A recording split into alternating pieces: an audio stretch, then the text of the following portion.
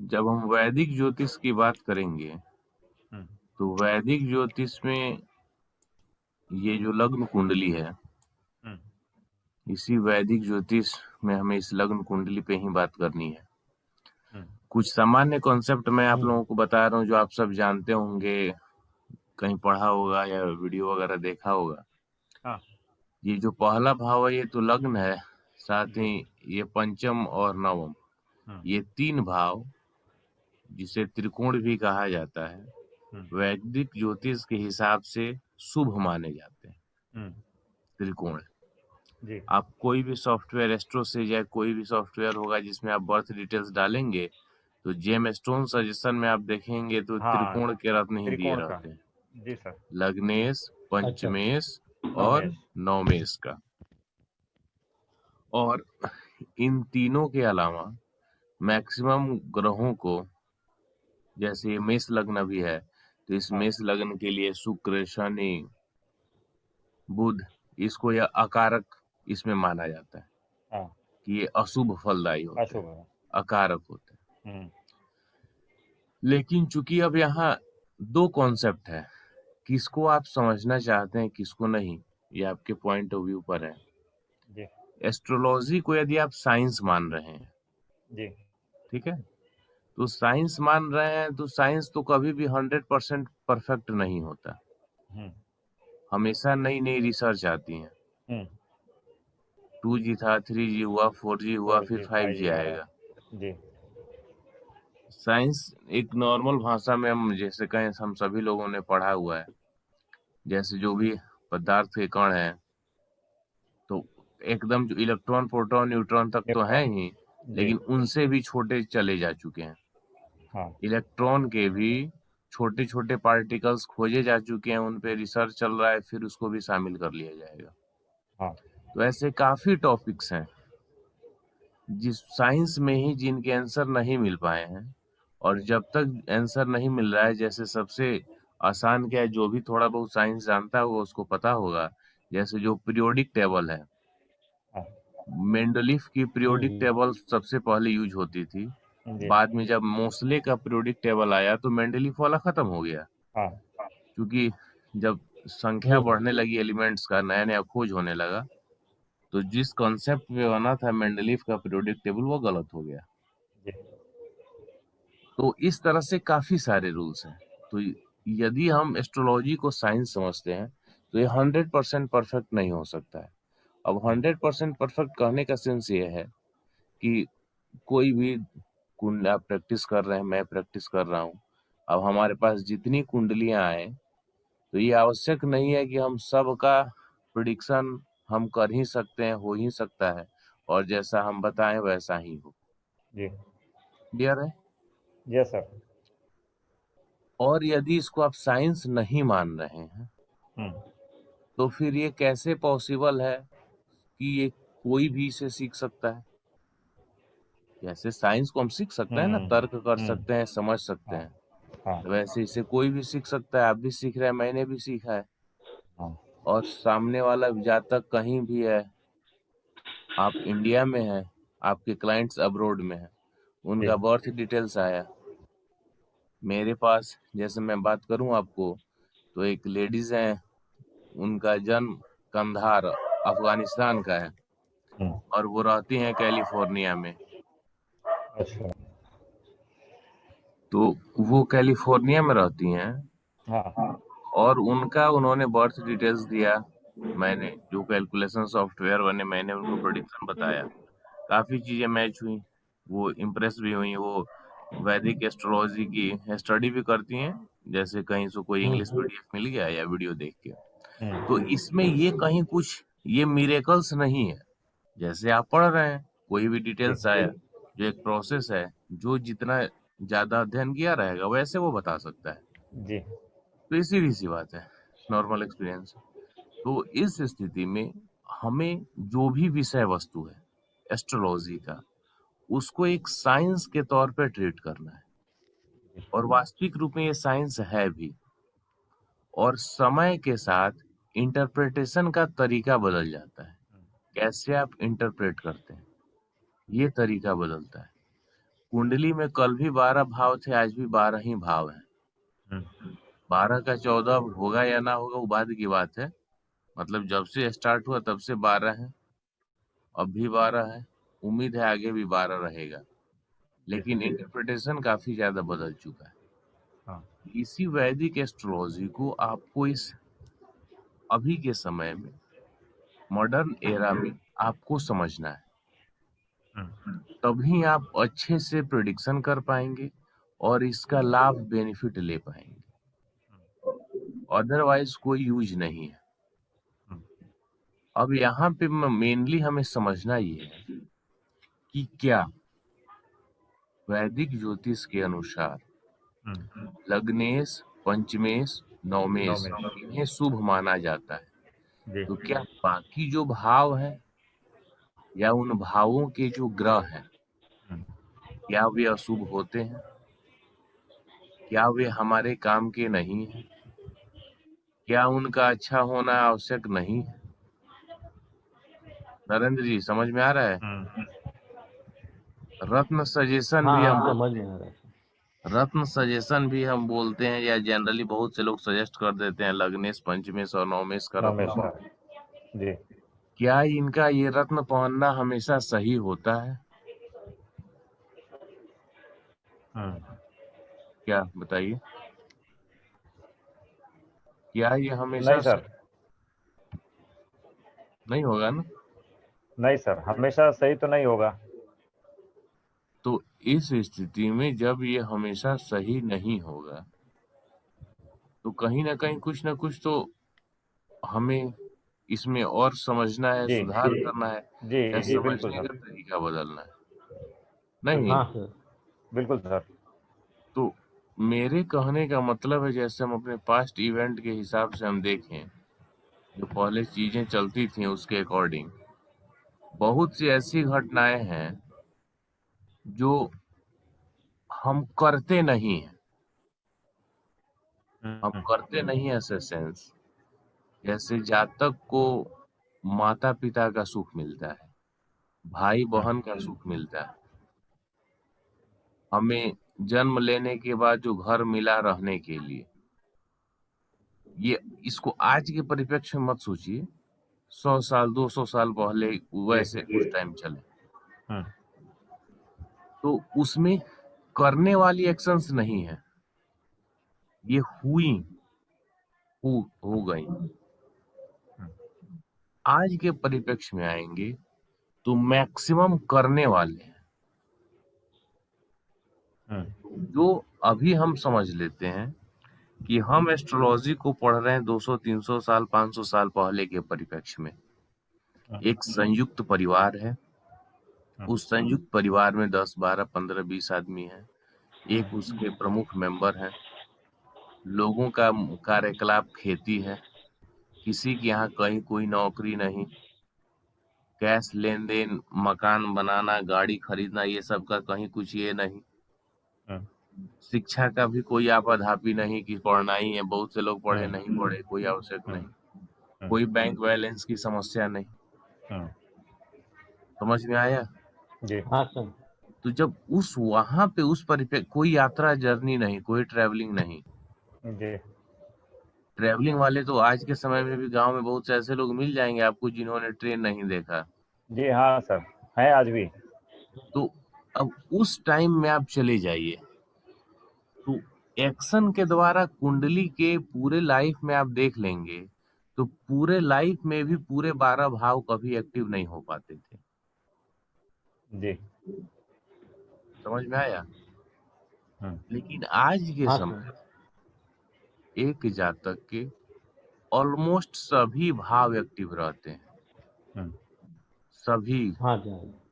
आप स्वयं हैं, बैंक बैलेंस करते हैं, मोबाइल कंप्यूटर यूज यात्रा, करते हैं, जी, घर खरीदते हैं, गाड़ी जो भी है कोशिश उसमें लगे रहते हैं, सुख जी, की चाह रहती है, इंटरटेनमेंट है, लव अफेयर है, सब कुछ है, शौक है जी, लोगों का, नौकरी करते हैं, हम्म, पैसे का लेन देन है, शादी है, बिजनेस व्यापार है, पांचवा का सातवें से कनेक्शन, बिना शादी का सेक्सुअल रिलेशन है, हाँ, आठवां दुख है, तनाव है, टेंशन है, हम्म, फास्ट लाइफ है, तो तनाव टेंशन आना ही आना है, जी, जी, बिल्कुल, लॉन्ग जर्नी है, घूमने जाते हैं, 10वां आपका कार्य क्षेत्र है, सबकी अपनी विश फुलफिलमेंट हमेशा चाहिए ही चाहिए, और 12वां खर्चा है, हानि है।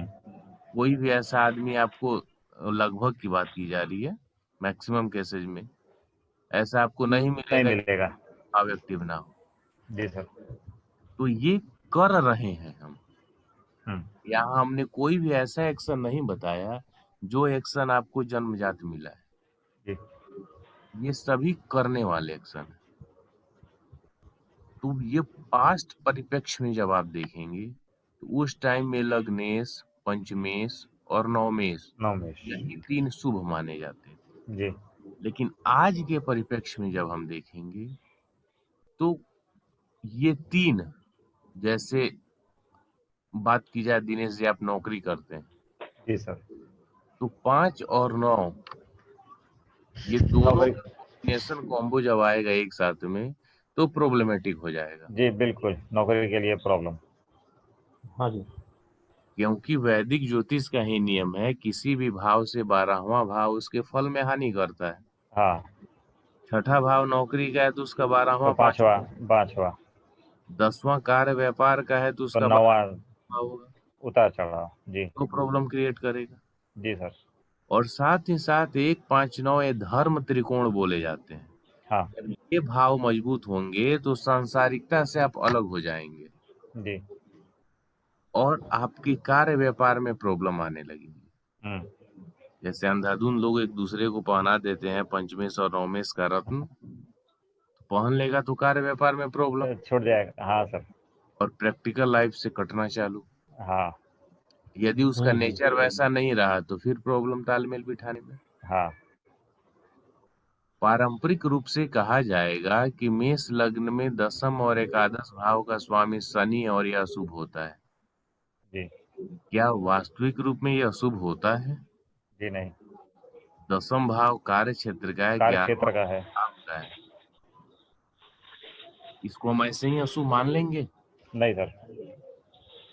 किसी भी ग्रह का सिर्फ ऐसे मान लेना कि वह लग्नेश, पंचमेश और नवमेश के मालिक का दोस्त नहीं है तो वह अशुभ है, जी नहीं। ये अधूरे कॉन्सेप्ट को दिखाता है। हम्म, समझ में आ रही है बात? जी सर। हाँ सर। दूसरे और 7वें भाव को मारक समझ के हमेशा इसको इग्नोर कर दिया जाता है कि दूसरा हाँ, और 7वां मारक है, मार्क। हाँ इसका स्वामी प्रॉब्लमेटिक है। हाँ। यदि शुक्र ना हो तो क्या परिवार और विवाह का सुख मिलेगा मेष लग्न के जातक को? नहीं मिलेगा सर। क्योंकि नहीं। दूसरा भाव क्या है? और परिवार परिवार, का, परिवार, 7वां सही विवाह। सही। विवाह। तो बताइए, तो कैसे शुक्र को आप मारक कह के इग्नोर कर देंगे? नहीं होगा। आपको समझने की आवश्यकता है मारक का रोल क्या है। जब उम्र पूरा हो गया उस टाइम मारक अपना रोल निभाएगा, जी मृत्यु देगा। नहीं तो बाकी लाइफ में आपको परिवार का, विवाह का, धन का, दूसरा धन का भी तो है ना, बैंक बैलेंस का, 7वां जी जी, बिजनेस उसकी तो का आवश्यकता है ही सर। सुख देगा। जी क्लियर समझ में आ रहा है? एकदम हाँ सर। सर। वैदिक जानना, जो भी नॉलेज होना, मैक्सिमम किसी भी ब्रांच की एस्ट्रोलॉजी या कुछ भी आप पढ़ रहे हैं, तो नॉलेज होना अच्छी बात है, नॉलेज कभी भी व्यर्थ नहीं होता। इससे क्या है, नेचर समझने में आसान होता है और सबसे बड़ी फायदा होती है रेमेडीज डिजाइन करना। रेमेडीज की अच्छा। कोई बुक्स नहीं है, कुछ नहीं नहीं, सर।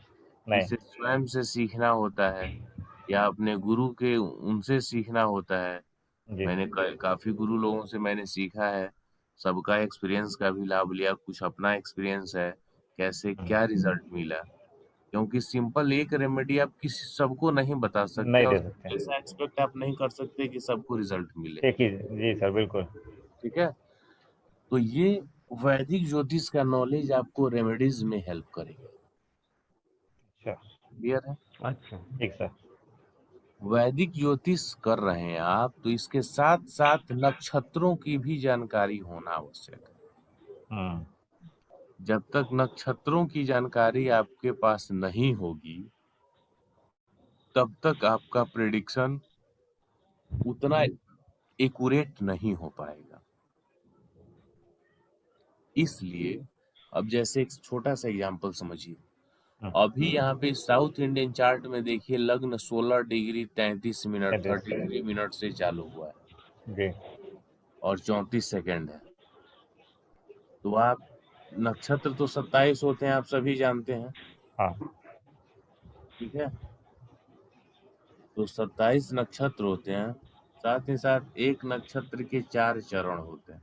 हाँ ठीक है, तो अब ये जो 16 डिग्री पर है, तो मेष लग्न जब 16 से 17 डिग्री पे होता है तो भरणी नक्षत्र होता है, और ये भरणी नक्षत्र का दूसरा चरण होता है। हाँ सर। अच्छा समझ में आया? हाँ हाँ भरणी नक्षत्र का स्वामी तो शुक्र हुआ, जी और जो दूसरा चरण है उसका स्वामी चंद्र हुआ। हम्म। यानी वैदिक में भी एकदम एक्यूरेसी का ध्यान रखा गया है, लेकिन चूंकि यह टाइम टेकिंग प्रोसेस है इसलिए हम लोग इसको छोड़ देते हैं। समझ में आया? हाँ हाँ हमने आपको बताया, यहाँ पे अब केपी वाला में इस पॉइंट को मिला लीजिए। भरणी नक्षत्र स्वामी शुक्र हो गया, शुक्र जी दूसरा चरण अच्छा चंद्र ओके हो गया। हाँ क्या है ये? चंद्र केपी मतलब सब आप लॉर्ड देखिए,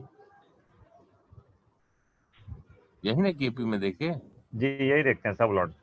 तो बस ये वही तो है। केपी अच्छा ही फिल्टर किया हुआ है, हम्म समझे? हाँ सर। अब जब हम इसको प्रिडिक्ट करेंगे, अब यहाँ पे हम केपी का दिमाग से हटा दीजिए, जी तो जो अब आपका प्रिडिक्शन होगा, क्योंकि ये 16 डिग्री 33 मिनट इस टाइम का, यानी आधा दूरी तय कर चुका है। मेष लग्न की हम बात करें, जैसे एक राशि में, ये राशि 30 डिग्री का है, मेष राशि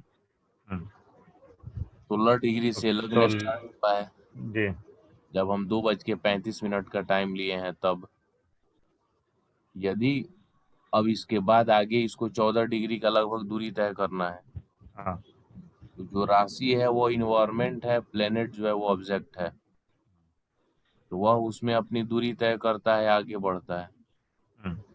तो यहाँ सिर्फ आप राशि और स्वामी के आधार पे प्रेडिक्शन करेंगे तो प्रेडिक्शन सही नहीं हो पाएगा, क्योंकि वो प्रेडिक्शन हुआ कि पूरे 2 घंटे तक सेम ही, यानी पूरे 2 घंटे में 10 लोगों का जन्म हुआ तो सब कुछ सेम रहेगा?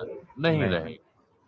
लेकिन जैसे ही डिग्री बदलेगी तो नक्षत्र बदलेगा, उसका चरण बदलेगा, और फिर वो उसका स्वामी भी बदलेगा।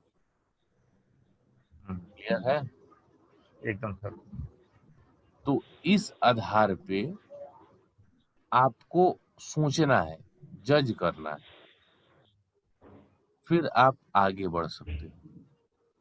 चरण भी यदि छोड़ दें तो सिर्फ राशि, स्वामी और वह किस नक्षत्र में है, इतना भी यदि आपको जानकारी है, तब भी आप काफी अच्छे से प्रेडिक्शन कर सकते हैं।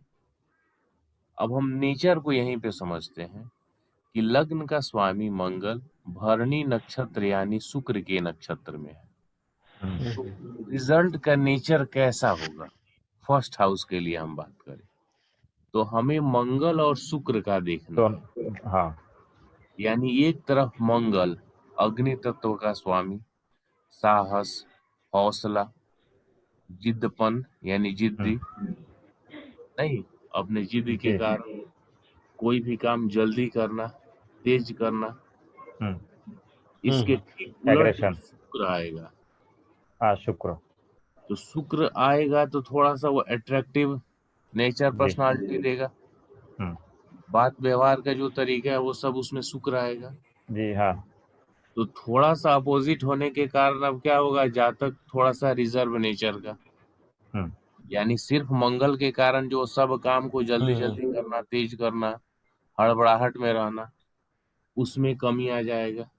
हम्म, शुक्र होने के कारण उसके काम में एक प्लानिंग आ जाएगी, हम्म, उस काम एक अट्रैक्शन हो जाएगा, मतलब काम के करने के तरीके में। हम्म, समझ में आया? जी सर। हाँ सर। साथ ही जो एकदम जिद है मंगल में, गुस्सा है, वो शुक्र के आने से थोड़ा सा कंट्रोल वे में कम। हो जाएगा, हाँ। कम हो जाएगा, बैलेंस हो हम्म, जाएगा।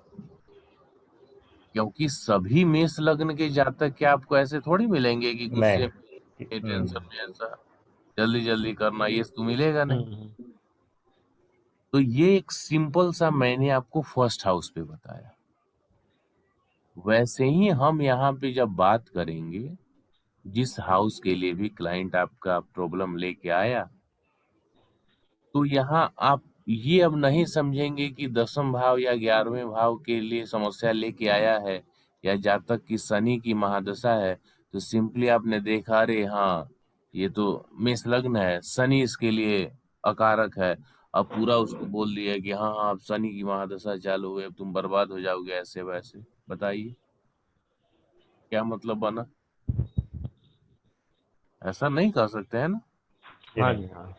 क्योंकि जो कारक ग्रह हैं वे भी आपके लिए समस्याग्रस्त हो सकते हैं, और जो आपकी नजरों में अकारक ग्रह हैं वो भी अच्छे रिजल्ट दे सकते हैं। सामान्य कंडीशन में आज के परिप्रेक्ष्य में मैं वैदिक एस्ट्रोलॉजी की बात करूंगा, तो सामान्य परिस्थिति में सिर्फ 8वें और 12वें भाव के स्वामी को ही आपको निगेटिव मान के चलना है, जी। और ये सबके लिए नहीं है। हाँ। जैसे ही क्लाइंट का प्रोफेशन चेंज होगा, डीलिंग चेंज होगी, वैसे ही 8 और 12 भाव का भी रिजल्ट चेंज चेंज हो हो जाएगा। जाएगा।